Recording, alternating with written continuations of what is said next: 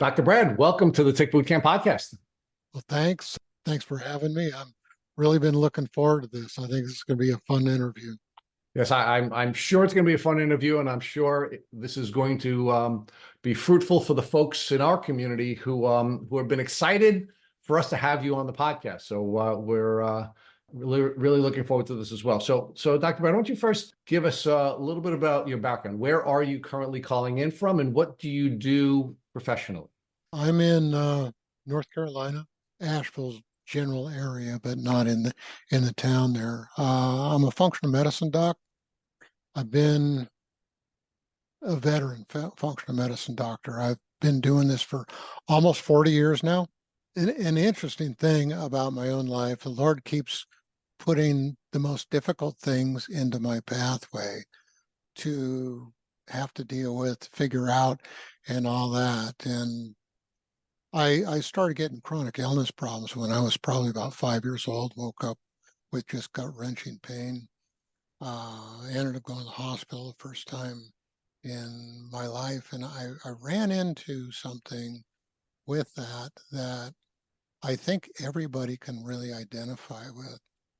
Um, is even though I was young age, I've always had one of those very inquisitive minds, and all you get is a generic idea about what's going on here. Take this, and you do better. No idea about what's a mechanism, what caused this, how do you manage your life with to not have these kinds of things anymore. And Lord's just done so many. Yeah, I've got so many hats. It's ridiculous. I mean, it's just ridiculous. So let's talk about some of those hats, though. So did you grow up in the same community where you're living now? Or did you grow up in a different part of the country? No, I grew up in the West Coast, San Francisco Bay Area, pretty close to that area. Teens were in the 70s, so not a lot I haven't seen in life. Um, Moved from there to the Midwest. So Lived. how long were you there, though, before you left the West Coast, or at least the San Francisco Bay Area? How uh, long did you live there, and what was your childhood like during that window of time? I was I think I was about 26 when I left there. Okay. Outdoor kid. How many ticks I picked up in my lifetime, I couldn't tell you. We had an old woodsman teach some of my brothers how to remove ticks, and the best way to remove a tick, good place to bring this up, is you get a pair of tweezers with a point on them. Get some of those twist ties that you get out baggies, and you tighten that up around the waist of the uh, the tweezers and use that as a clamp. You stick the tweezers onto a tick and you slide that clamp down so it holds the tick. You're not squeezing it, you're just holding it. You unscrew them. They come out every time. They come out alive. You don't implode the insides inside of you, which is a large part of what gets people sick. Embedded heads or imploding the guts inside of them. So, I've pulled hundreds of ticks off. We raised horses for quite a few years, and how many I've pulled off myself, I have no idea. Absolutely no idea at all. But I was an outdoor kid, always in the woods, always hunting, always checking things out, fishing, and different things along that line. So, uh, So you shared with us that you began to suffer from chronic illnesses as early as 5 years old. right.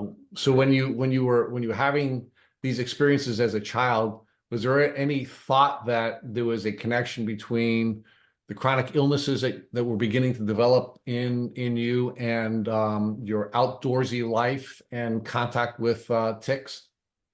Well, actually, something else preceded that because it didn't seem that the gut issues that I was having would have been associated with the tick. And I found out what caused that later on. I broke my first bicycle in two at 5 years of age, snapped it into off the at the gooseneck, where the forks go in. And it was about 2 weeks later when that started. My mom remembered that, and I go, okay, that's probably what it is, because I got some growth plate injuries in my low back and my neck. And that probably set up a neurological thing for that. Later, we went on a vacation, and I got a weird sickness where I felt like I had the flu 24/7, 365 days out of the year. My whole world was spinning like a top. Vertigo was How old are you really then? bad. Maybe 7, Okay. maybe 7. And at that time, I started cooking when I was a really young age.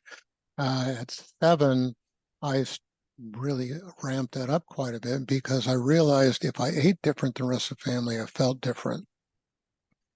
And I started experimenting with my own lifestyle so that I could actually function at between 5 and 7 years of age.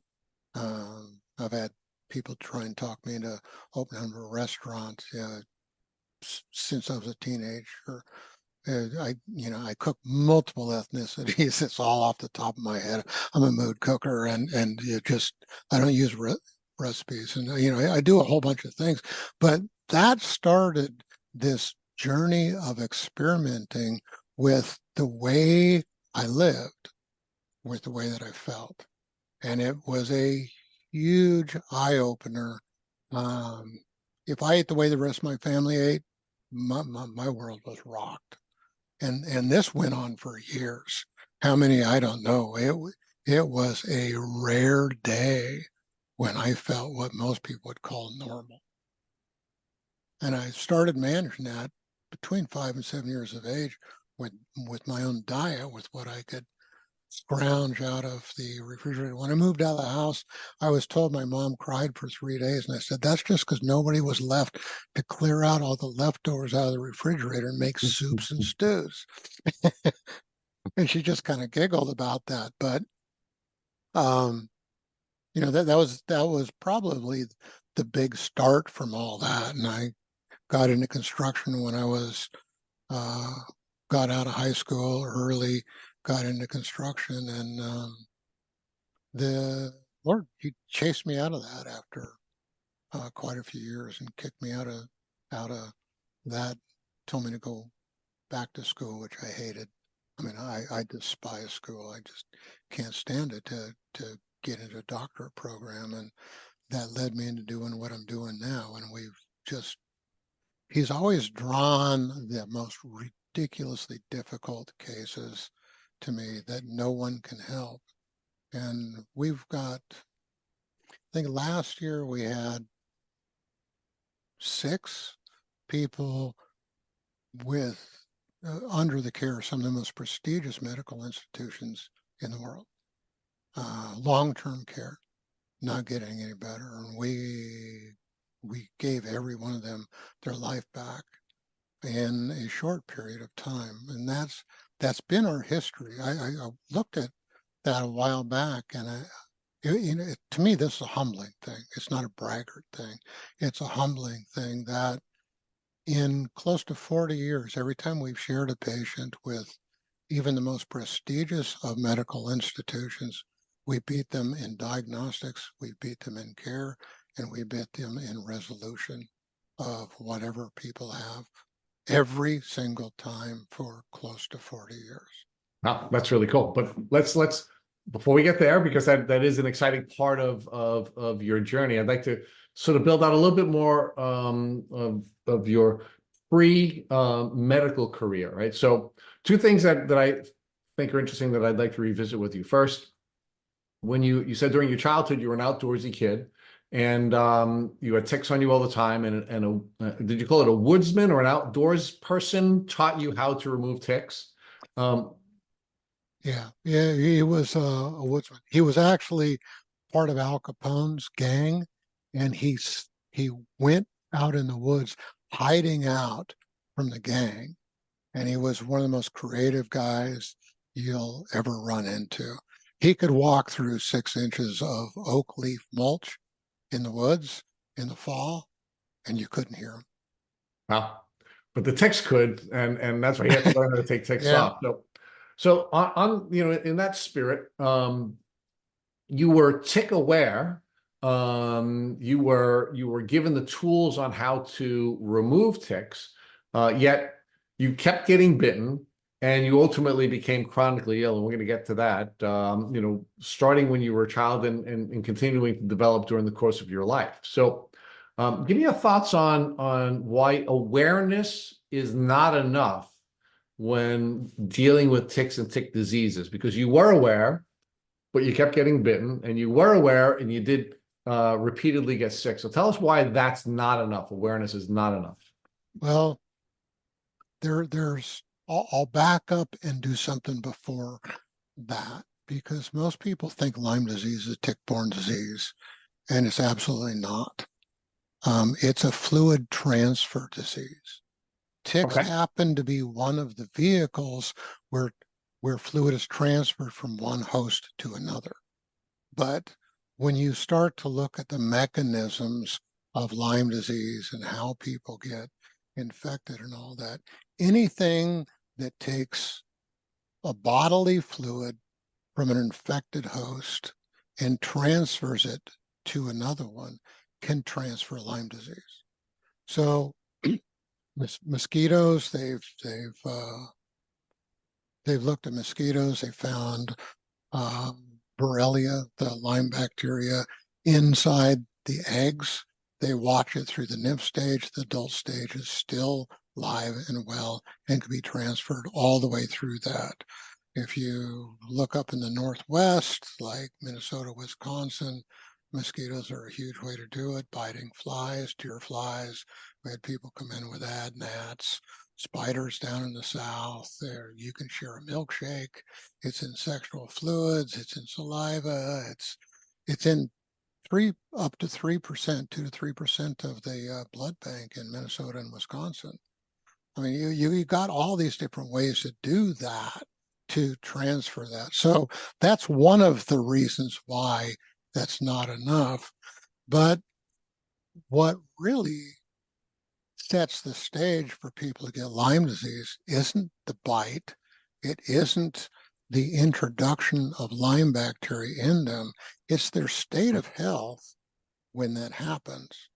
The immune system should be able to take care of it, but there's all kinds of things that weaken the immune system so that we can't fight those things off. That's actually more the key in resolving all these chronic issues.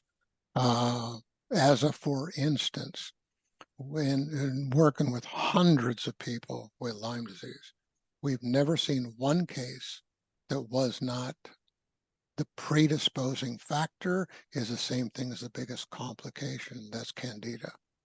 Global infections. Candida comes in 3 forms, is closely associated with a 4th, and that's yeast, fungus.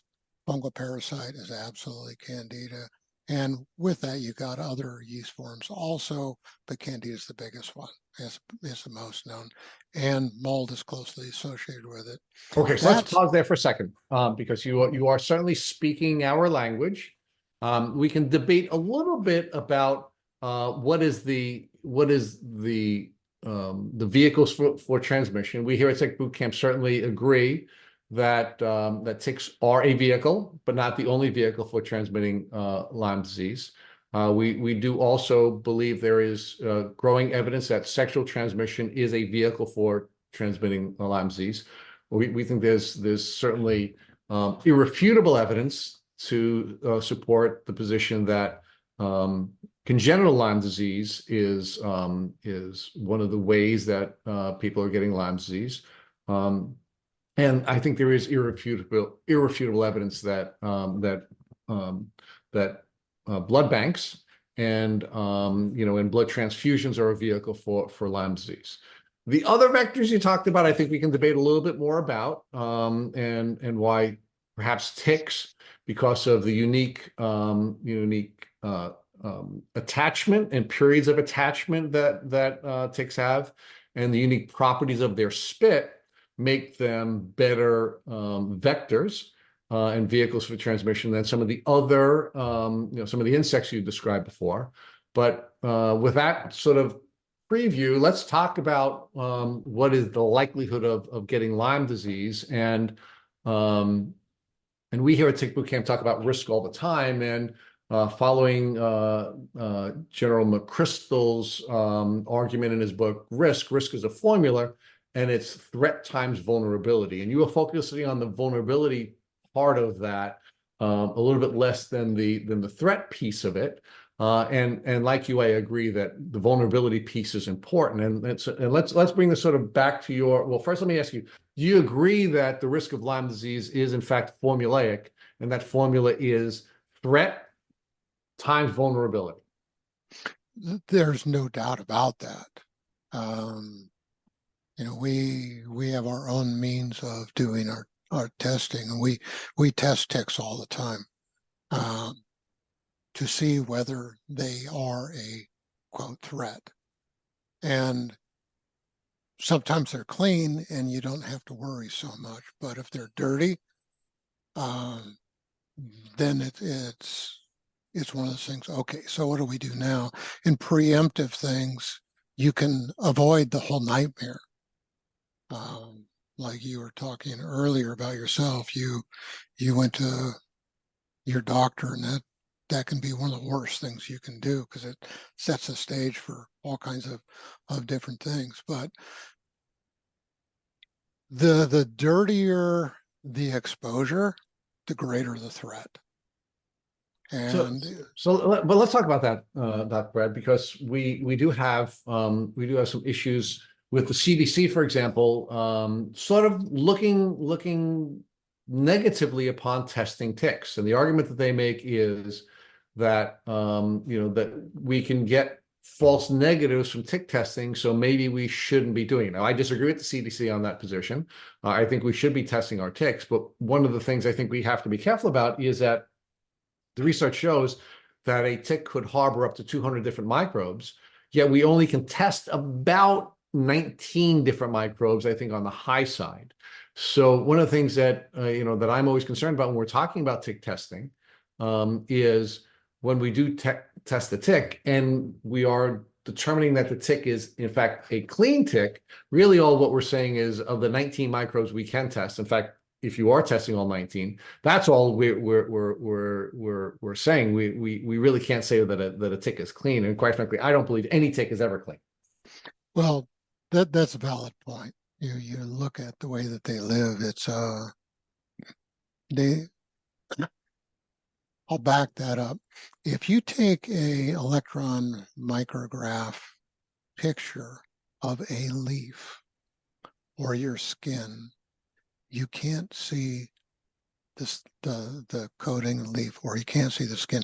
The amount of microbes on the top of that just completely cover the entire thing. We live in a microbial world where we have microbes all over, on top of us, inside of us, absolutely everywhere. And that the health of that microbial environment, especially internally, especially in the mucous membranes in the gut, reproductive tracts, nose, ears, things like that. Those are some of the biggest determining factors on the health that we have. So clean is probably not a good word for that. It's more like the comparison would be more like benign as compared to extremely pathological. Okay, so I'll accept that. So we're now starting to dig in on the vulnerability piece of the risk formula, right? In your argument, I'm not surprised as a functional doc that although the Borrelia bacteria is a bacteria that can make you sick. However, it is ultimately put in your body. We have, during the course of human evolution, have come in contact with that bacteria as long as there have been people, right? So we do have natural defenses or natural immune defenses to keep us from getting sick from certainly that bacteria. However, we are getting sick at an alarming increasing rate. One of the things we were talking about before this, before we started taping, was that that Lyme disease is developing exponentially, right? Mhm. So, is it your position that the reason it is developing exponentially is not because the microbe is becoming a greater threat? It's because we are becoming less capable of defending ourselves from that microbe or the combination of microbes that are being spit into us or put into us with the various fluid vehicles that could cause us to have to deal with that microbe. Yeah, that's well said.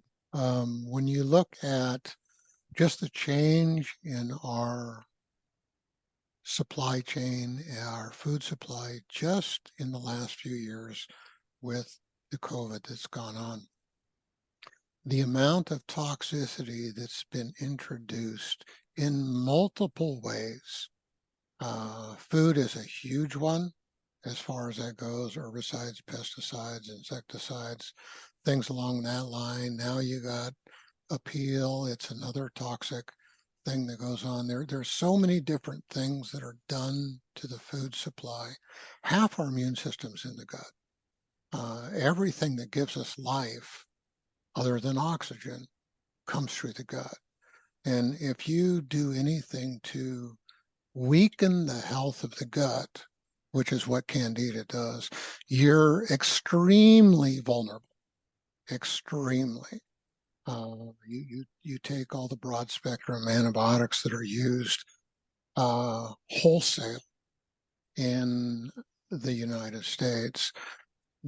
One dose can destroy the microbial environment in the gut completely. Will never recover unless you do some specific things, which if I didn't have the background I have in dealing with the gut, Candida and things like that, we couldn't do anything with Lyme disease. Okay. So let me come back to your journey, right? Because one of the things that my co-host Matt um, customarily asks our guests is whether or not before they were diagnosed, they started to take steps to improve their health, right? They sort of instinctively began to take steps to improve their health. And one of the things that I wanted to come back to with you in your journey is as early as 5 years old, you realized that there were some things you needed to do in order to be able to function at the same level as the rest of your family. And one of that was take control of your diet, right? You were Right. beginning to make changes even before you were diagnosed, even before you were old enough to even understand what was going on. You did understand that that you needed to take control of your diet. And that was something that stayed with you, and ultimately, I'm sure, became a part of the reason why you became a functional doc. But we'll get there in a second. All right. But one of the things we talk about in this podcast all the time is low and no cost steps that you should take, and sort of getting yourself ready to go on this journey. We talk about prehabilitation, right? And three of the areas that we recommend people begin to think about changing before they engage in any of these heroic activities is to take control of their diet, take control of their movement, and take control of their sleep. Give me an outline of what you were doing in addition to taking control of your diet at this, tender age of 5 to 7 years old. Were you doing anything with your sleep, and were you doing anything with your movement that was also a vital part of you laying the foundation that allowed you to overcome these challenges later in life? I've always been an extremely active kid, person. At my age, if I've been doing functional medicine for close to 40 years, I got some years under my belt. I still outwork doing construction things, people close to half my age.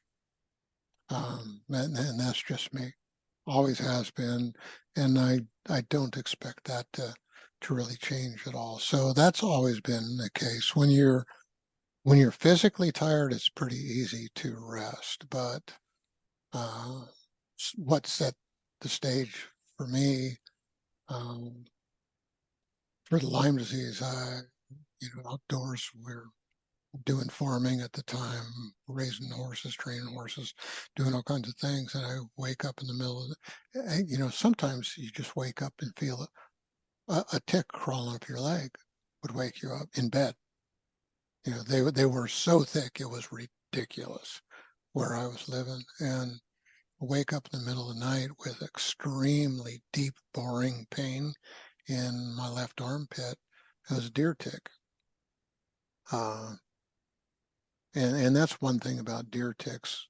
A lot of the other ticks are not necessarily giving that much pain, but deer ticks tend to be extremely painful when they bite, and that's one of the warning signs. But that happened twice in I don't know how long a period of time, and it was sometime after that where I started getting malaria-like fevers. I mean, 104, 104 and a half, and spiking up from there. And when So you're an give, adult, give us a context before you finish sharing that with us. How old were you then? Because you talked about being bitten older than middle age, what? probably probably 40s. Okay, so let's get there. Just let's build off of the folks' chronology of life, because we talked about you growing up the Bay Area. You were there until you're about 26. You were in the construction trades. How was your health in that window of time between when you started taking control of your diet and your food intake, and when you left the West Coast when you were in your mid to late 20s? It was reasonably good for what I knew at the time. I know a ton more now, and there's much more that I can do, but um, I typically don't get sick. But my set point of judging what sick was from childhood issues like the flu-like vertigo that I had for years. That was sick. I mean, it was really sick. And anything less than that really wasn't much of a thing to me because I had to struggle with that so much, and it made you have to me concentrate so much on where I was in space and movement and how I moved and different things. So the concentration to just be able to function was pretty intense. And so anything less than that's not that big of a thing. But I started getting uh, major chronic problems with candida as a young kid, and So that how did you know that it was Candida? Was that something that you've now recognized in retrospect, or were you diagnosed during your childhood with having suffered from Candida? when you look at the studies on the testing of candida, they're as bad as Lyme disease. They're atrocious.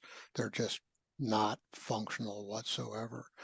The way I knew I had candida, my tonsils were usually commonly twice as big as what they should be, deep fissures in them, and it looked like they'd grown blue cheese more than 6 months out of the year. Constant sore throat, ears, and they call them infections, but most of the time that's um, so. Yeah, there's a visual of this deep fungal infection embedded in my tonsils a large part of my life. I mean, you just couldn't mistake it. So, of course, the Candida is immunosuppressive, right? And we've been sort of like Exactly. touching around a lot of these different pieces. We talked about the risk formula of threat times vulnerability. We talked about how you were constantly being bitten by ticks, so the risk of you getting sick certainly was pretty high. But you were doing pretty well, right? I mean, you Hmm. had your ups, you had your downs, you had your tick bites, you had different with challenges with illness, but you were actually functioning, at a pretty high level. You graduated from high school and you worked in the construction trades, and you ultimately then felt a calling to go back to school. Now, was that driven by a personal set of physical illnesses that caused you to now want to pursue, profession in the healing arts arena, or was it something else? Was the fact that the Lord got a hold of me in a pretty dramatic way, and we've had a lot of conversations and he's orchestrated a lot of things in my life. And he gave me uh, 4 specific things to do in that season of life. One was to quit work and go to school. I hated school. I despise school. I think it's the biggest waste of time. I can learn a whole bunch more in a much faster way and more efficient than school. So uh, it, it was a huge thing for me to go back to school. I despised it to an extremely high degree. But when I went, I was behind his time schedule. So I went to school my way. To get in a graduate program, it takes most people 4 to 6 years. I did it in 14 months. Okay, so talk to us about that. Where did you go to school, and how did you compress that time from 4 years to 14 months? Um, I started up in the mountains in California in a small town called Sonora, um, Columbia College. I took a quarter there. I talked to my chemistry teacher and asked if I could take 2 years of chemistry at the same time. Had a quarter of it, and he read me out. Told me that he didn't think I was bright enough to even be able to comprehend of doing anything like that. And after he finishes denigrating me as thoroughly as he possibly can, he says, and yeah, it's in our course curriculum, but I haven't taught that class in, it was close to a decade, something like that. So, and all I heard with that is I need to find another school. So transferred down to another school. Didn't know why my wife at the time was working in a faraway community. Ended up going to that school. That school ended up. It was a junior high, Modesto Junior High or junior college, but the word was coming back from people going leaving Modesto JC, going to Stanford, UCLA, and saying, "Hey, take your main courses at Stanford, UCL is way easier than at Modesto." They just had that caliber of teachers there. Um, I ended up taking second year chemistry before I took the first. And most people don't realize when you get into higher education, chemistry, to get into higher education, you got all these weeder classes. They're not educational. They're to weed out the cream of the crop. 75% failure rate in the first year of chemistry. Of the 25% that makes it through, 75% of those people fail in the second year. My chemistry teacher in Modesto was a research chemist, and he taught as a research chemist. There's only 5 or 6 research chemists teaching in the college system in the United States at that time. They Wow. pooled their tests together.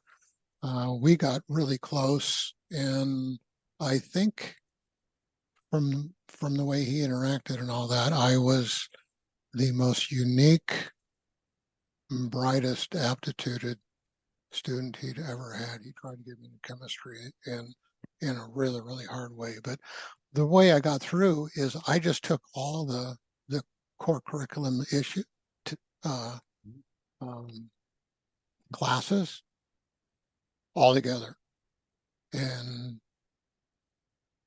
with an extremely full schedule. Like I think my last semester in that school, I only went there 2 semesters, by the way. So I had a quarter in one school, 2 semesters down in Modesto. And they made me go to guidance class to get some student aid. I'm sitting in the guidance class doing homework. This is like the first or second day of school. And, and then they want you to fill out some papers and some, but one of the ladies running the class, she comes up to my desk just at the end of the class and picks up my papers, and I hear them rattle, and she looks at them like 30 seconds. She says, "I can't do this." And I don't look up. I said, "I can't do what?" And she shakes the papers. "You can't do this." I says, "Why can't I do this? You can't do this. Is there school policy against me doing this?" I can tell she's looking at my schedule because it's insane. It's just insane. And I'm thinking this is just a stupid, just a stupid. conversation. And I got it from that class. I walked across the campus. I was trying to challenge the first year chemistry, and that the teacher that ran that said they've been talking for close to a decade on what they would do if somebody's going to challenge that class. And he goes, and here you are. And he figured out a way to weasel out of that. So I walk across the campus and I go, hey, I can't come to your lecture. I can go, I can take a test before your lecture or after your lecture. Depends on if you think I'm going to ask people on the way out what the questions are. You put me before. If you think I'm going to tell everybody else, you put me afterwards. I can't do that. I can do labs at this period of time. He throws his hands up in there, whatever, just do that. So I did that. I picked up one other class, which was a Bible as a literature class, filled up my entire schedule, gave me enough credits to get an AA, get out of that school, and I dropped the guidance class, left there, and ended up in a graduate program. All right, so let's build out the rest of your education. I know there were 4 things that you were instructed to do. One was quit work and go to school. So finish telling us where you went to school. Build out your resume, all of the different educational institutions you attended, and what certifications or degrees did you acquire? Okay, all that I went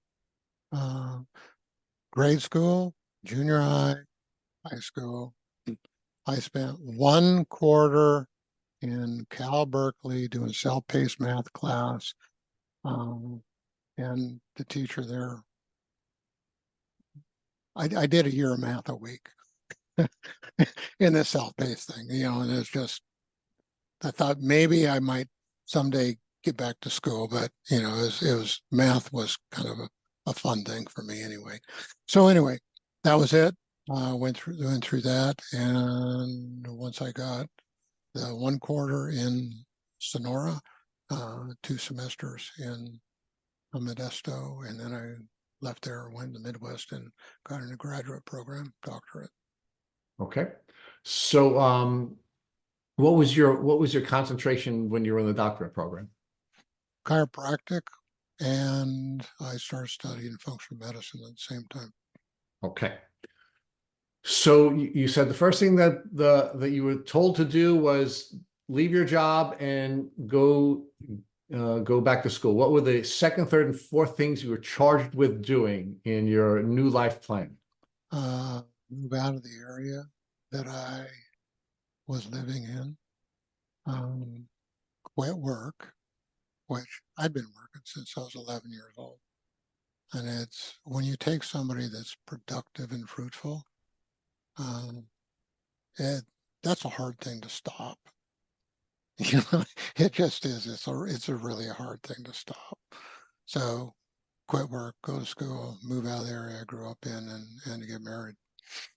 All right. So talk to us now about your professional career. So you left the West Coast. Did you move when you had your charge to move out of the area? Did you move to Move to North the Carolina, or did you mountains. move somewhere else? Move to the mountains first. Mountains of Moved out of the Bay. California? Yeah, moved from the Bay Area up into the mountains, and went to the mountains, back down into the valley, Central Valley, and that's an interesting place. It's extremely hot in the Central Valley, and from Central Valley out to the Midwest to go to school. So when did you first start your medical practice? How old were you, and where did you start practicing chiropractic and functional medicine? I started in the Minneapolis area, and I was 29 or 30, Okay. right in there. But actually, Lord, with his time schedule, I didn't realize this till after I got there. I was started teaching in the college I was at when I was there for maybe a year, and that put me in a place where I was pretty much at a full-time practice from the teaching that I had. By the time I was there about a year. And it exposed me to some of the best doctors with the most innovative approaches to a multitude of things um, that almost nobody got exposed to. So now, just a little foreshadowing. You ended up getting sick in your late 40s. So let's build out that window of your career between your late 20s when you're beginning to practice in the healing arts arena and your late 40s. What type of work were you doing?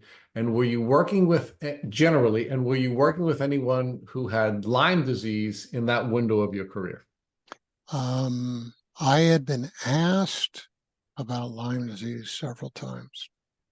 I was doing chiropractic and functional medicine that entire time.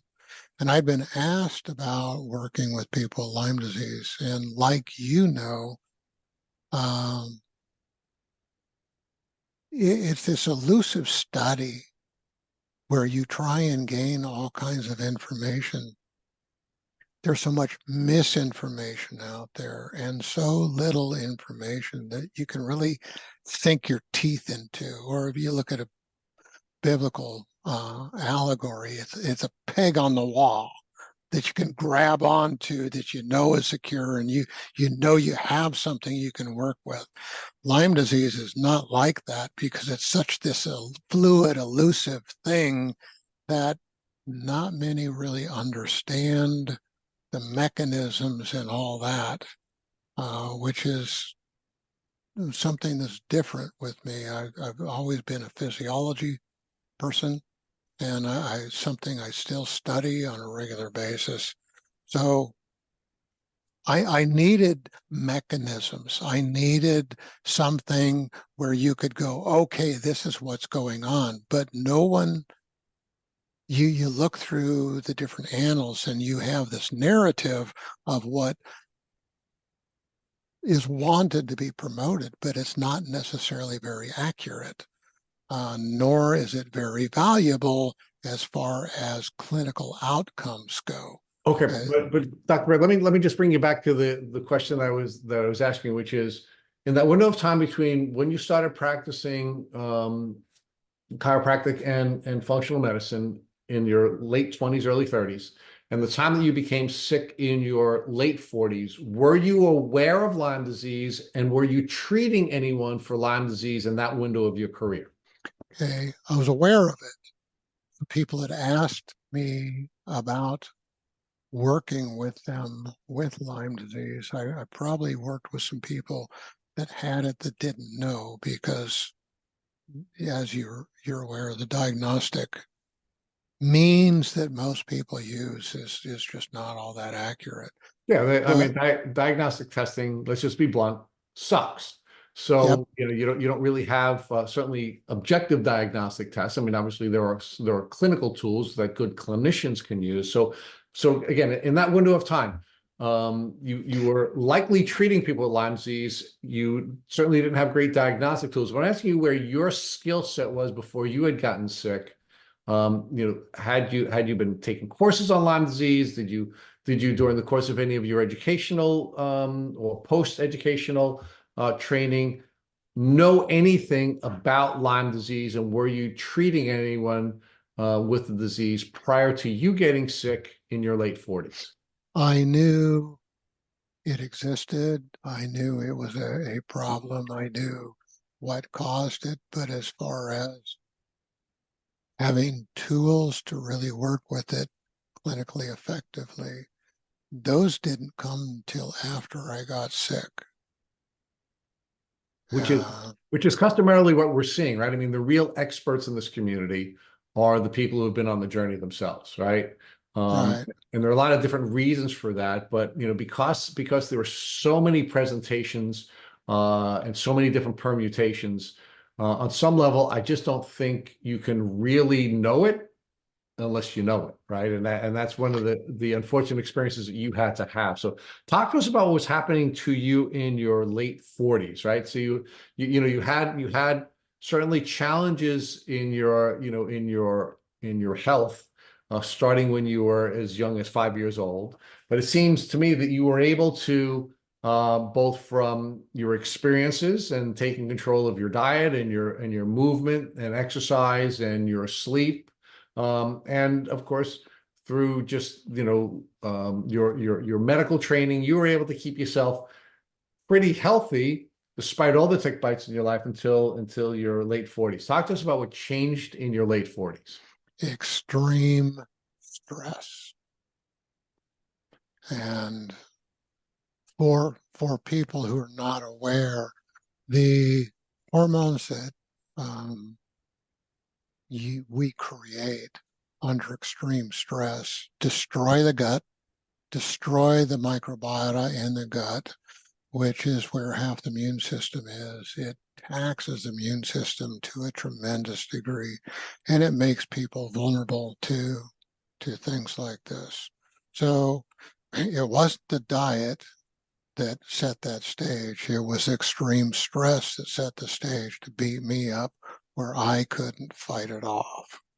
Okay, so let's build that a little bit, because we did, when we were talking about the risk formula, threat times vulnerability, we did talk, or I should say you did talk a great deal about how our food stream has changed and how the nutritional values have essentially crashed, and you believe that that's one of the important reasons why we're more vulnerable to illness generally and Lyme disease in particular.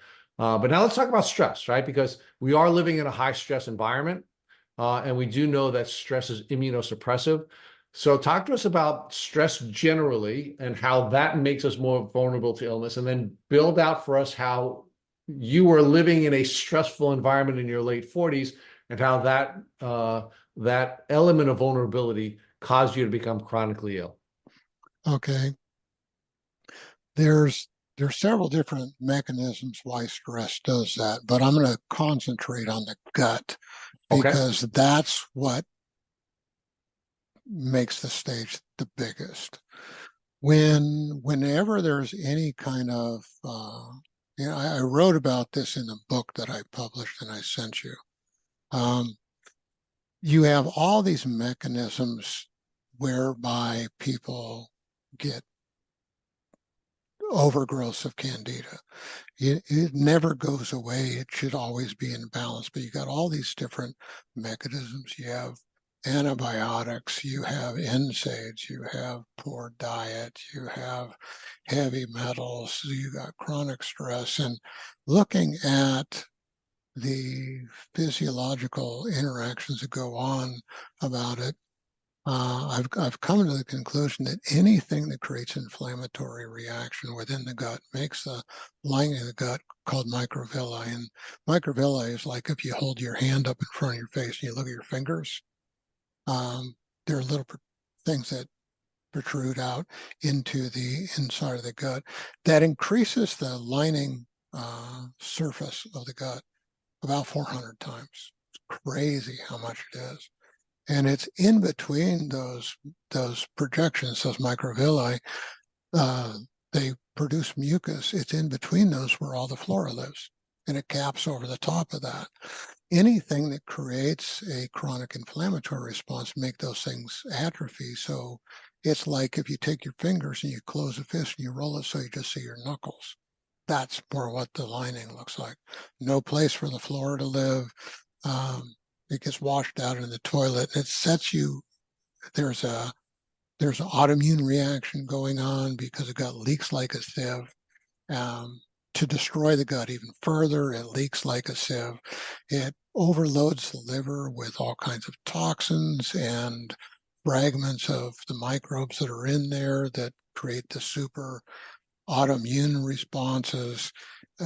In other words, it sets the stage for people to be so immunosuppressed that they can't really fight off these. It's almost like Lyme is like a designer type of a microbe, and Lyme never comes by itself. It always has a host of other microbes with it that are as bad, oftentimes worse than the Lyme disease is itself. And there's just not the fight left because of the stage being set to really deal with these things. So you're in your late 40s. Can you give us at a high level? I don't want to be too intrusive. What type of stresses were you dealing with, which were not positive? Relational, I'm sorry. relational stresses. Okay. And so you're having some relationship issues at that time in your life. They become overwhelming, and you outlined for us how that was physiologically impacting you. So you're now suffering from immunosuppression, and you have all kinds of things going on that are causing inflammation, that are causing you to suffer from leaky gut, which of course we know with the leaky gut, that becomes, that is in many cases why we have so many food allergies, because your immune system is then responding to foods in many cases as microbes, and we're finding ourselves having allergies. I mean, it becomes this really, really difficult cycle. So how did that present for you? I mean, how sick did you get? Um, from the Lyme disease or from the Yes. stress? I mean, how sick were you generally? I mean, you're in your 40s. Okay. You're not diagnosed. I Yeah, mean, we can right. preview for I, folks that you didn't get diagnosed until your 50s, right? So there's this window of time where you're very, very sick in your late 40s and you're not diagnosed until your 50s. So how sick did you get? Give us the progression of your illness. um, really didn't notice anything until I started getting these crazy high fevers. Okay. And that was my first indication something was wrong. 104, 104 and a half, spiking up from there. I mean, you can have some neurological damage Yeah. as an adult with things like that. Yeah. I mean, Stars shoot through the vision, and all kinds of different things. That was the biggest thing. Um, that was the biggest concern for me because I'd lived so much under the weather of extreme levels of sickness that my set point for what is really sick is laid out flat and you can't get up. Anything else was you just learn how to manage it and work with it. But the fever, that's one of those obvious things that's in your face. That's could be lethal. It's extremely dangerous, and you just go, "Wow, you just got to deal with this." okay, so you had these high fevers. You did share with us. You began to have neurological symptoms, which you were describing as these stars streaking. What other symptoms did you develop in this window between your late 40s and up until the time you were diagnosed in your 50s, in your early 50s? Um, typical thing that people get with Lyme disease, flu-like symptoms, malaise. Your energy starts decreasing quite a bit, and you know but as I said, I lived in that state so much when I was young, that wasn't really something that I would put any attention on for myself. So you're Somebody talking about else, the lack of energy was something that you had managed for a good portion of your life, so you weren't making a big deal about it, but you were suffering from a lack of energy.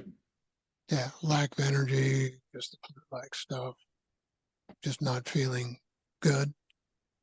So share with us how you were finally diagnosed. It was myself who I finally ran in across some tools in the Lyme arena that it's like, okay, now I have something I can work with. There were some diagnostic tools, and once I have some diagnostic tools, I've got all these ways where we can challenge any diagnostic thing with therapies to find out how to resolve it. And once I finally started getting those tools, which uh, that toolkit's in a constant state of change and flux and all that, but it it opened up a huge arena which we,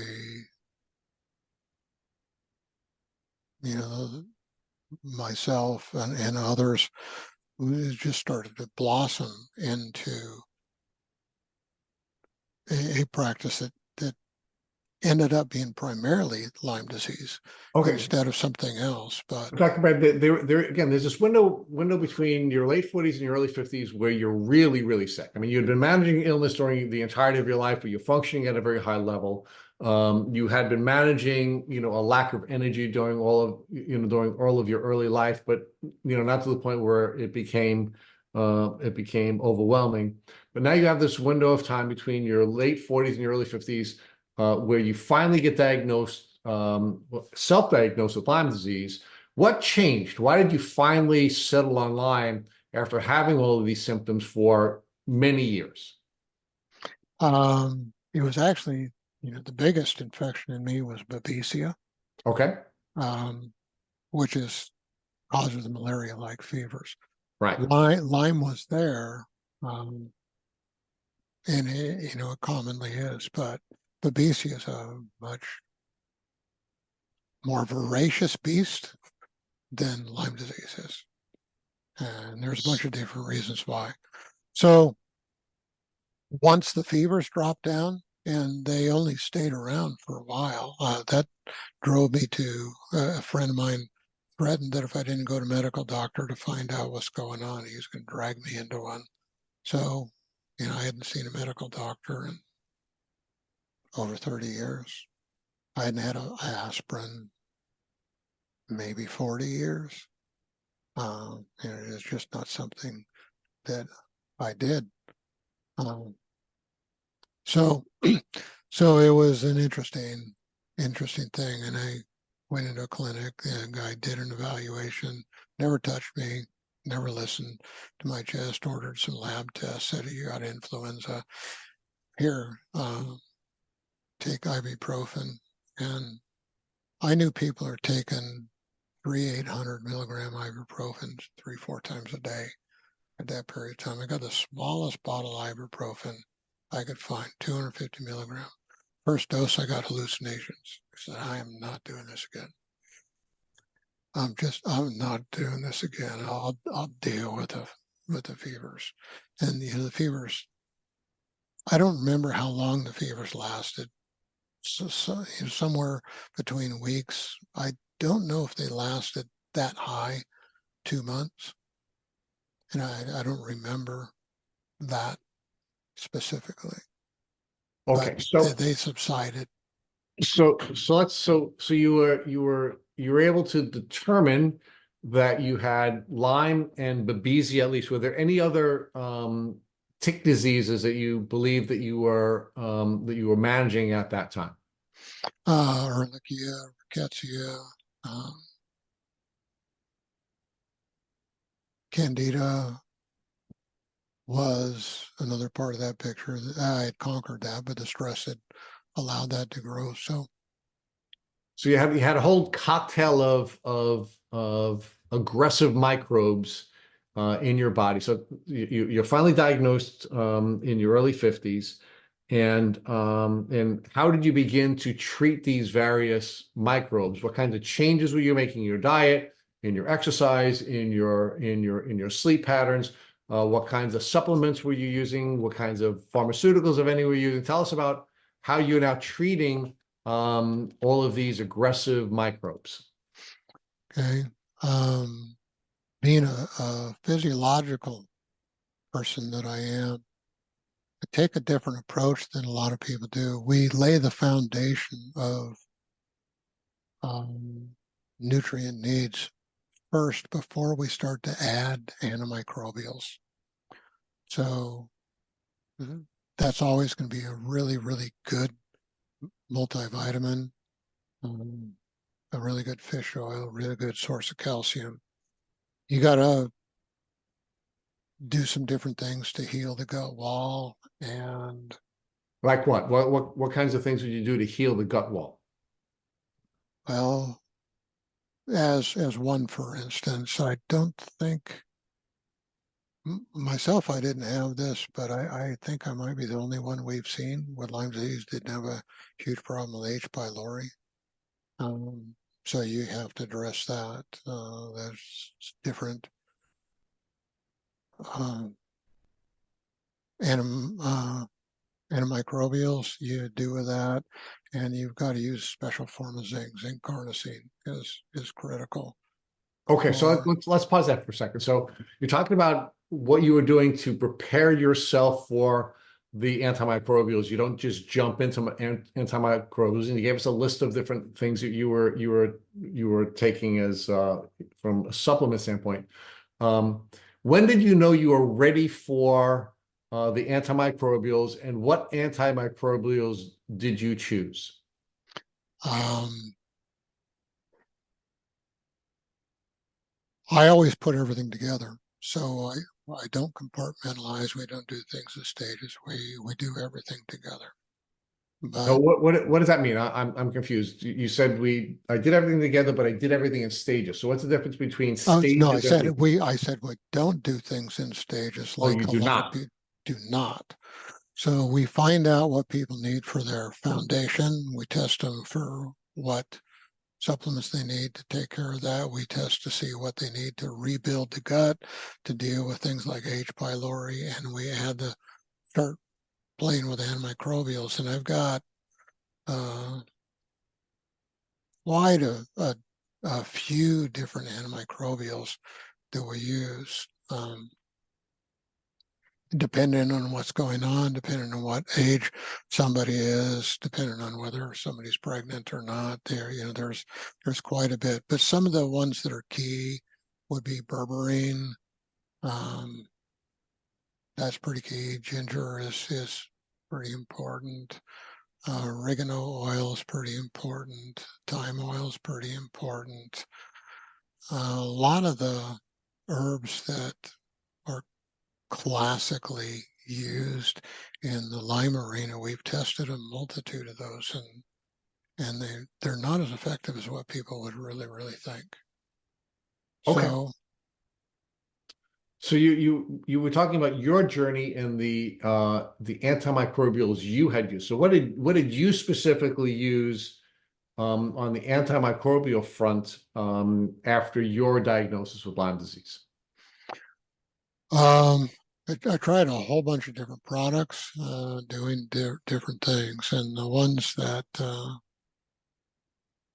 the herbs that actually work really well. Um, Berberine would be a huge part. The two aromatic oils that I talked about, black walnut tends to work pretty well as far as that goes. And did that Mimosa, did those herbs, I'm asking you specifically in your case when you were sick, did you use those herbs and were they helpful for you? yeah. Okay, what other herbs did you use? What other antimicrobial herbs did you use that you found to be effective for you? And again, we understand that everyone is a bio-individual and everyone is going to have a different combination of germs that they're dealing with. You had a whole chock full of these germs, but with that general understanding of bio-individuality and of course an element of that is having a diverse, microbial and biome. Um, what else did you use that was effective in helping you to improve your health? Those were the primary ones. Okay. We rotated some other things, and as you heal, those change very commonly. So Okay. So talk to us about what you pivoted to after as you were beginning to heal. um, I, I I don't remember specifically in my own case what that is. Okay. You know, there's been an evolution in what I've done where now we can nail it pretty quickly and start making some changes extremely quickly. Okay. So let's talk Days, about let's talk about now how you begin to start treating patients with Lyme disease. Right? One of the things we've heard from so many of the doctors that we've interviewed is that they realized that many of the people that they had been treating before their own diagnosis, so before they became what I call Lyme woke, um, probably had Lyme disease, but they didn't really have the diagnostic and treatment tools available to them, so they weren't able to do that. But now they start to see so many people that have Lyme disease, right? So you've been on your journey. You now understand Lyme. You understand what it's like to go through Lyme. You understand how to treat Lyme because of your journey. How many now cases do you have of people in your practice that have Lyme disease, and how are you now able to not only be better at diagnosing them, but better at treating them on their healing journey? Okay. The diagnosis is very unique as far as that goes. Going back to physiology, we evaluate every organ system at a level of minutia in every function there is. And typically a diagnostic way that we approach people is we go through all of the metabolic and hormonal functions first at a level of minutia. You couldn't get the information that we get in one of our evaluations off a lab test, but you drop a lot of money trying to get there. So we always start with a complete metabolic evaluation, find out what root issues are, how to resolve those. Once that's done, we set that aside. We go through a huge battery of food intolerance testing to find out what foods these people can eat that will bring healing and remove anything that's not going to do that.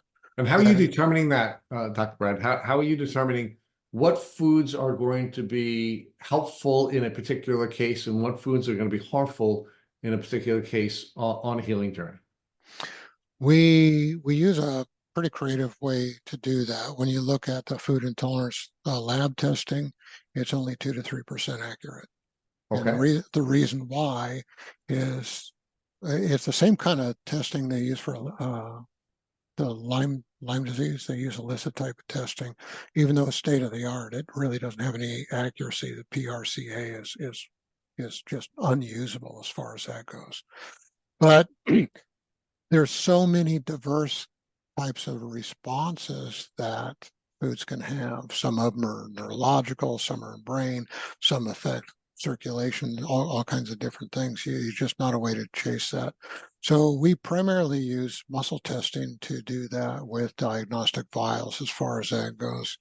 And when we moved from when we were preparing to move, we'd been asked by a bunch of people to figure out how to do that on a distance so we could keep working with them. And I really didn't have the belief system to do that at that time, but it was pretty obvious the Lord was moving us to a different area. And it's like, okay, we'll test this out. So we started testing people at farther and farther distances. And at the end of my testing, we were testing people. We didn't know who they were, what they had. We do a full diagnostic series at a distance. Then we'd bring them in the office and repeat it. And the first time we did that, it was a very humbling experience for me. Guess what the difference in the results were? What? No difference. They were Really? 100% identical, which is statistically impossible. And we just realized the Lord granted us an accuracy and an authority that's not natural because of the integrity with which we did stuff with. And as I said, it was a pretty humbling experience. And and so we started doing that. So essentially, we go through an extensive amount of food um, testing as far as that goes, and most of that's commercial, but we have a fair amount of organic mixed in with our kit and all that. And once we start working with people that are really sick in chronic stage, you have to test them on their own food supply that they can get in their own markets, whether it's farmers market, grocery stores, or wherever they shop. And we've got to find out what brands are going to work in that locale of that region of the world and all that. So it's the only way to be able to do that is one muscle test, and there's not another way to do that. So Okay. that's the second stage of our testing. Third stage, we go through infectives and toxins. So we've got a whole slew of different Borrelia bacteria. Firstly, all of the lab tests for Lyme disease is the Borrelia burgdorferi, the B31 strain. That's the least likely strain to give somebody an infection. That's one of the reasons why that test is so inaccurate. There's other strains that are highly likely to, but we go through a whole host of uh, bacteria, parasites, most of the, significant amount of that co-infections, Bartonella, Babesia, several strains of Babesia, Rickettsia. We got different strains of Rickettsia, Ehrlichia, different strains of that. Whole host of parasites along with that, viruses, other fluid transfer diseases as far as that goes. And then we go through internal toxins and environmental toxins, find out what that is. And with the infective issue, mold is always a part of that.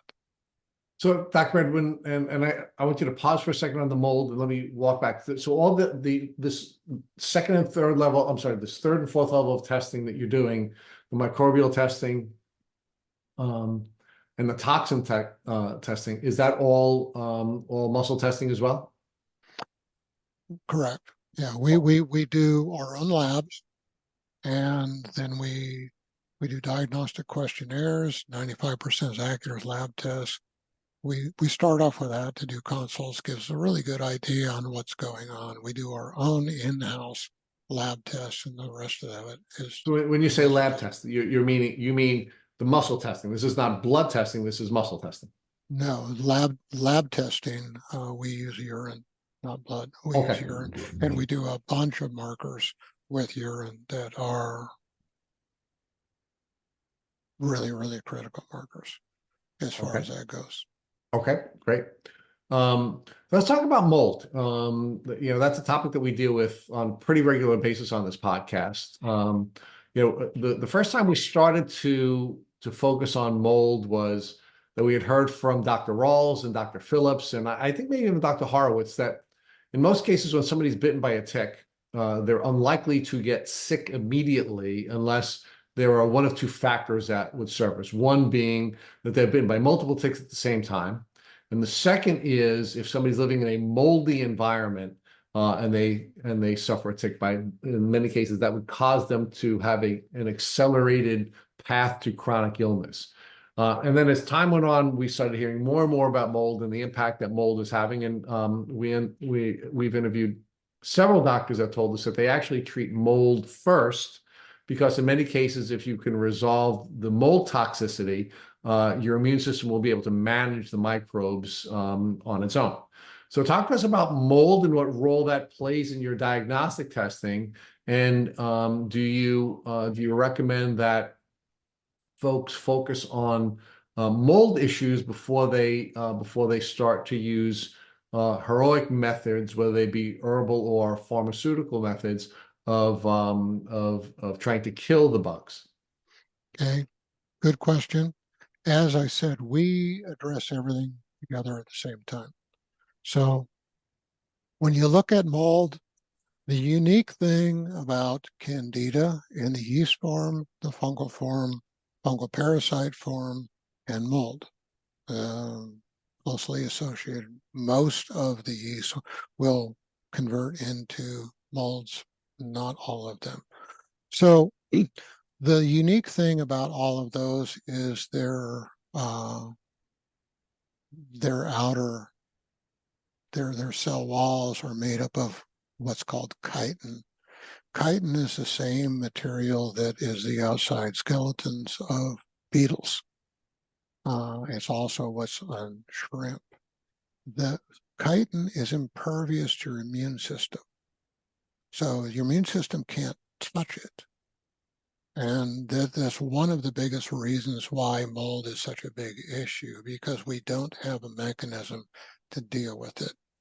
Then when you take on top of that, if you've ever seen an electron micrograph of pollen, or if you look at those ninja tools like stars, or the medieval weapon called, I think it was called a mace, that spiked ball on the end of a chain, that's what your mold spores look like.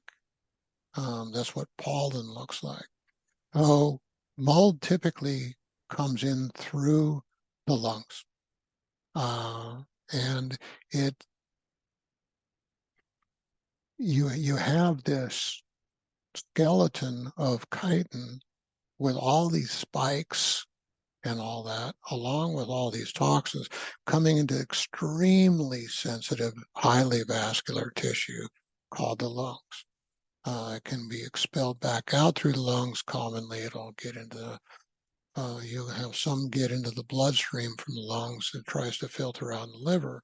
The liver is going to be overwhelmed from toxicity from a multitude of different ways. And the liver is only one of 4 detox organs, by the way. The gut wall, the colon wall, and the flora are the other 3. So, and we're supposed to be able to keep these toxins in this tight loop of the liver, back to the gut, back to the liver, back to the gut. And when the liver gets overwhelmed, it goes systemic, and that's where you really start to have problems. So when you look at mold, the issue isn't so, mold rarely grows inside of us. It's primarily a constant exposure of these chitin spiked balls of toxicity that are coming in. So when we're working with people distance, mold evaluations of their living spaces is part of what we do. We can find those to a tremendous degree. The amount of people that we've had going through their house, and we stop them where they hit something toxic, ask where they are. If there's like a window or in the laundry, something, I have them start to move their hand around. We find it and go, it's right there. And they look at their finger and they go, I can't believe it. I just cleaned this. And right at the end of my finger, I see mold growing. One of the best ways to deal with mold is acid. All the other treatments don't work very well at all. When you're looking at finished surfaces, vinegar is a really good way to do that. It often takes at least 3 coats, sometimes 5 coats. Depends on how penetrated deep into something is. If it's an unfinished surface like bare wood, concrete, something like that, muriatic acid, the low VOC muriatic acid, that stuff, it destroys chitin. It melts it. And that's the critical issue is it doesn't take that much to clear a place of mold. People are just using the wrong kind of products, and they're not finding where it is and not addressing it in a proper way. So you can kill it. You can vacuum it up with HEPA vacuum. You can throw away the bag, throw away the filter, put a new one in, coat it again, do that several times, and you can clean a place up pretty well with mold. That's the biggest issue with mold is you have to kill the source. You don't kill what's inside of you because it's going to filter out. You kill the source. And the antimicrobials, it doesn't take much of a tweak with the antimicrobials. It's typically the same antimicrobials you're going to be using for, let's say, a fungal infection.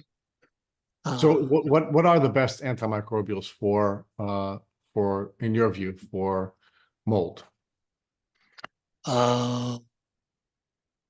You're going to need aromatic oils, like we talked about.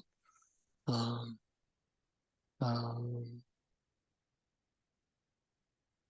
Most people, it's going to be a combination of probably berberine, garlic, black walnut. I think those would be pretty high on the list Okay. as far as what works for that. Okay. So give us the rest of your treatment protocol. And again, I understand you do not do it in stages. I want to be clear about that. You do it all at once. What other testing and other treatments do you use when somebody is coming to you with a Lyme diagnosis or Lyme symptoms? Okay. Our approach is significantly different than a lot of people experience. First, evaluation, we evaluate all of everything. Right. So you So outline that. it's not over the course of time. We get people products if it's distance. We got to wait till the mail can get that to them, and we check them a week later after that. And we do a small amount of testing. On, I'll back up. We redo extensive levels of the testing at a monthly basis, and we do testing on all kinds of other things on a weekly basis till we get people stable. So that averages pretty close to about 6 weeks. And in that 6 weeks, you look at how long it takes to clear things. H. pylori, you can usually have that gone in close to 6 weeks. If somebody has Clostridia, that one rules because you got to deal with Clostridia. If you don't deal with Clostridia the right way, your antimicrobials can give them explosive diarrhea, put them in the hospital with dehydration in 24 hours. So Clostridia rules, you got to deal with Clostridia. You usually have that cleared out in, say, 7 to 10 days, something like that. Then you can start to jump in with your antimicrobials after that. You look, or Ehrlichia, usually you can clear that in close to 6 weeks. Rickettsia is about 6 to 8. Most of the Borrelia you can usually clear out in about 6 to 8 weeks. Depends on what form of Borrelia, or not Borrelia, but Babesia you have. Divergence is the worst. That averages about 4 months. The lighter ones like Microti, 2.5, is pretty common. You get people so they're eating properly. That takes quite a while. Some people it takes a while, some people it doesn't. We wait till their bowel habits get up to at least twice a day before we start to go any deeper. If we've got to do some liver work, clear out the gallbladder, deal with whether you're talking stones, gravel, flukes, fungal parasites, is really commonplace for all those to aggregate. You got to flush all those things out, but you can't really start flushing that kind of toxicity out till the elimination is up. So most people don't realize bowel habits normal is 3 to 5 times a day, and that's measured by the societies that don't have any incidence of gastrointestinal disease. It's Okay. not it's not a normal in America, but anybody who's really sick, they need to get up there. The sicker you are, the more toxic you are, the more you have to upregulate the bowel habits.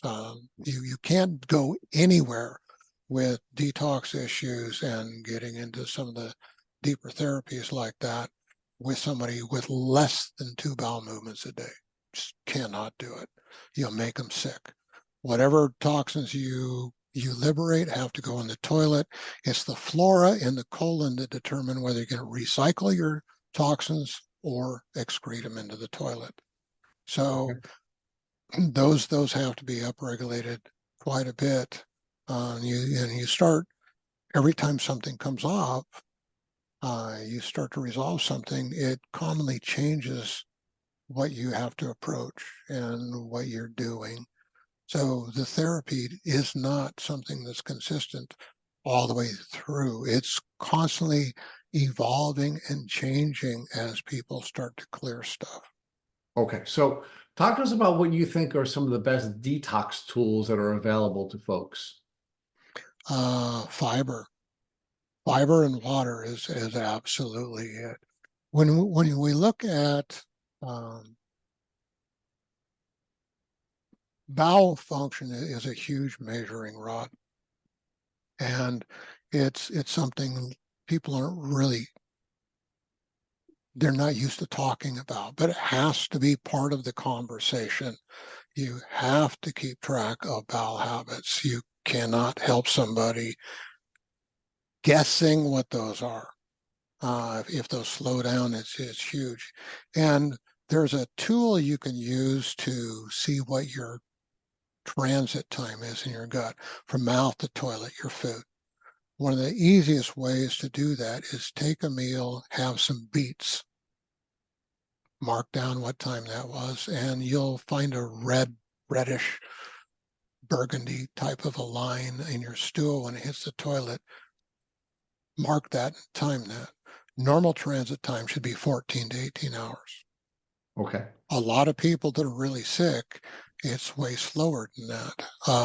When we look at bowel habits, I had heard one person at one point talk about a girlfriend they had that went once every 2 to 3 weeks. And I thought they were kidding. That person came into our office. When they hit 3 times a day, they got giddy, their life completely changed. The record we had was once every 5 to 6 weeks. Most people would realize that's not normal, but some people think, oh, I just don't have to use the toilet so much, so that's wonderful. You're toxic.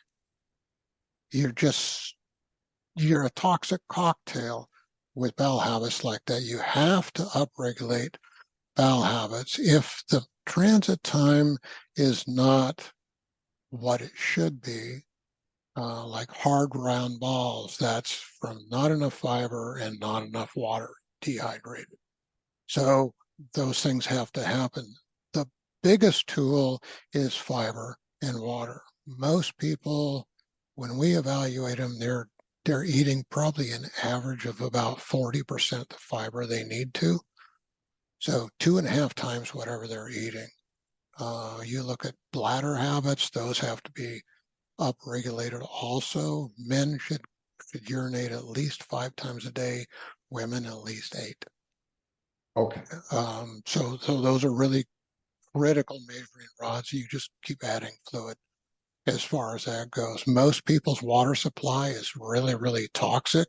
If people are living in a city, Zero Water Pitcher has beat every single independent study of every device that's out there for a drip type of filter, hands down, forever. Whole house, it's Aquasana. They beat everybody's system hands down every single time. So getting a clean water supply, distilled water, is really the best you can get. Zero or Aquasana would be second best, and it really depends on what that is. So getting clean, healthy, vibrant water is really, really huge. If the fiber and the water don't increase the bowel habits and get you up to twice a day, you're usually talking a thyroid type of a problem or another hormone. Thyroid would probably be the biggest, and the thyroid and adrenal take the biggest hit from all of the toxic spillover from the gut. So you're back to dealing with candida and all that. Thyroid is never a primary issue. It's always reacting to some kind of toxicity. Hashimoto's is easy to resolve. And you look at the Lyme community, the amount of people with chronic Lyme and have Hashimoto's it's almost a given that you're going to have that, especially if you're female. So this really not a hard thing to deal with. But if the thyroid's sluggish, then the gut will be sluggish also. And all of the adaptogens for thyroid, we quit using those a long time ago because you can sell people a lot of product, but they're just not effective. They don't do anything. You want to resolve a thyroid, you got to heal the gut. And the thyroid heals itself. The adrenal would be the second one that toxins take out. And it's always the thyroid gives your basic metabolic energy, and your adrenal gives you your stressed energy with that. And which one goes first doesn't matter because the other one's going to go very soon. Adrenals harder to bring back because it's such a complex organ with so many different functions. It really pushes hard. The adrenal can be a primary issue only if there's a chronic, insane amount of stress, like combat war zone type of something. Right. So It, your HPA axis would be off. You are in fight or flight, and it becomes very difficult for you to heal because your immune system is not working. it's the HPA-GT axis, and most don't add the extra, but the hormones are the second control of all of our bodily functions. When you tilt one and you dysregulate one, the others try to make up for it and they fall apart. So the adrenals, they make the precursors to all the sexual hormones, pregnenolone, DHEA, and those can get converted in both men and women into first progesterone. Progesterone converts to testosterone. Testosterone converts into estrogen in both men and women in that sequence. If there's a chronic stress, there's something called the pregnenolone steal. All of the pregnenolone DHEA gets shunted over to make cortisol and adrenaline, and there's nothing left to make the sexual hormones. So that goes south with the HPA also. You look at your blood sugar issues. Years ago, I took some training. I had been saying for a long time that adrenals were the primary issue driving diabetes.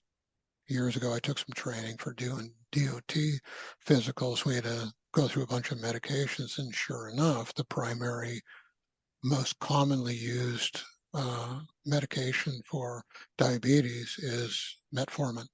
Metformin stops the cortisol. It dissolves the muscles, liberates amino acids. Amino acids go into the liver. They get converted into sugar and jack the blood sugar up so you can defend your life. Metformin stops the conversion of the amino acids into sugar in the liver. So you have blood sugar dysregulation with that, and the thyroid's always tied in with it also. That's your whole hormonal axis right there. You don't have, you got cholecystokinin that drives the gut function. That's driven off of stomach acid when it hits the upper intestine, and H. pylori dysregulates that. But you look at the whole hormonal axis that we have, it's all tied in with HPA. You have to add the G, the gonads, and you have to add the T, the thyroid, because it's part of that, and people need to understand that because they're not separate. They're all tied together. Okay.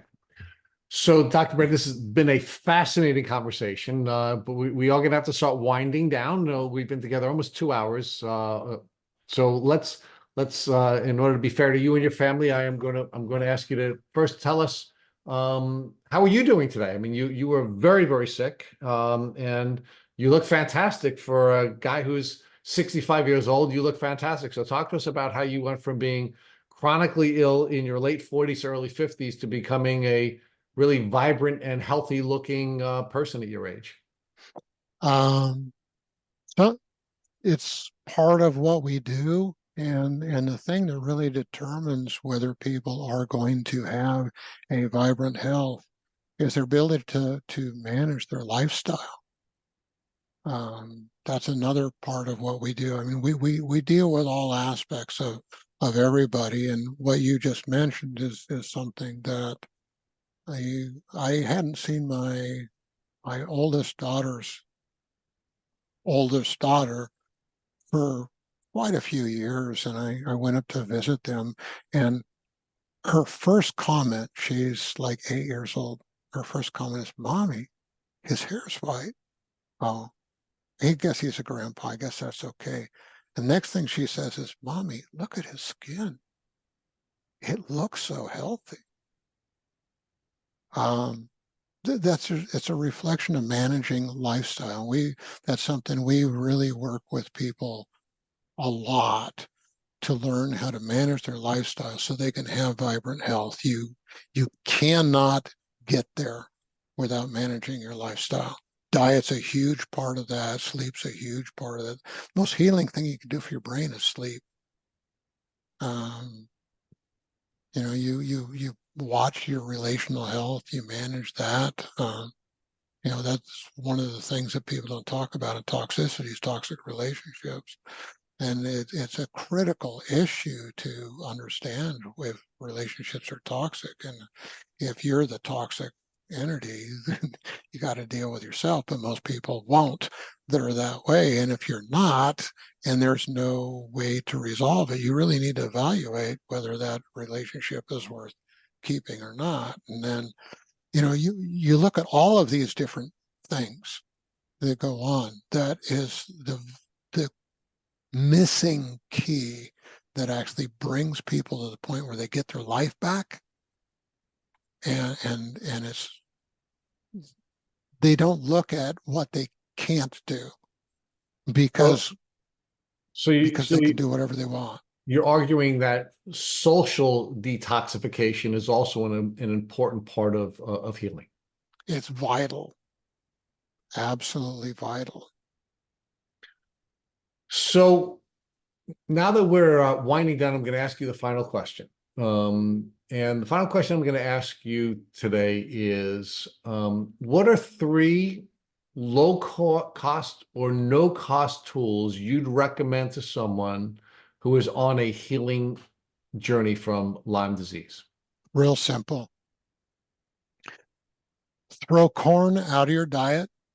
Corn is grown all commercial corn is grown using atrazine as a pre-emergent herbicide and Roundup. Atrazine is 10 times worse than Roundup.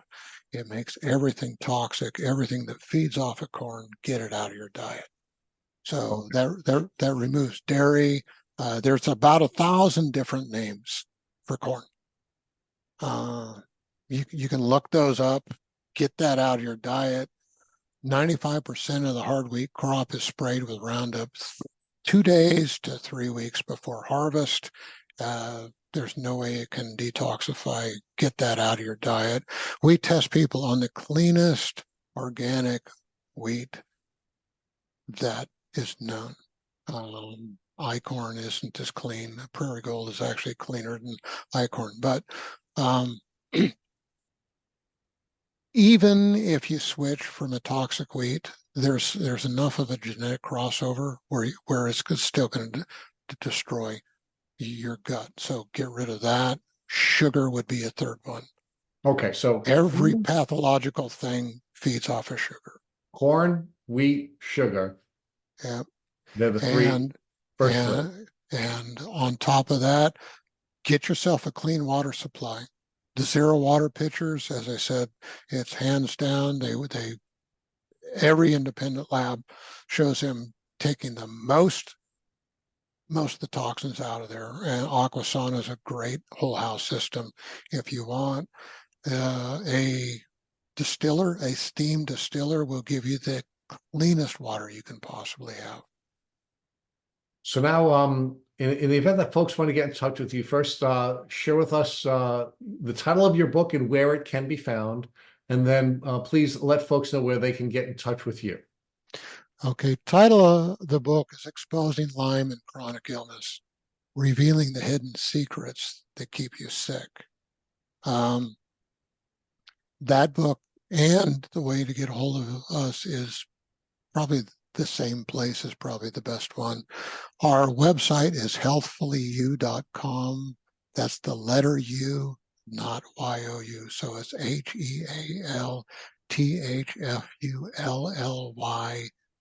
HEALTHFULLYU.com. And with that, there's a ton of videos on there. There's a lot of resources on that website. And Dr. Brad, we thank you for all the great work you're doing for the Lyme community, the resources on your website, and the work that you're doing in the social media community. And we thank you so much for taking time away from your busy practice and from your family to share all of this great information with us here at Tick Boot Camp. yeah, thanks for having me. I think that was really, really enjoyable. It was certainly enjoyable for me, and I know folks in our community are going to love this podcast. So thank you very much. All right, you're welcome.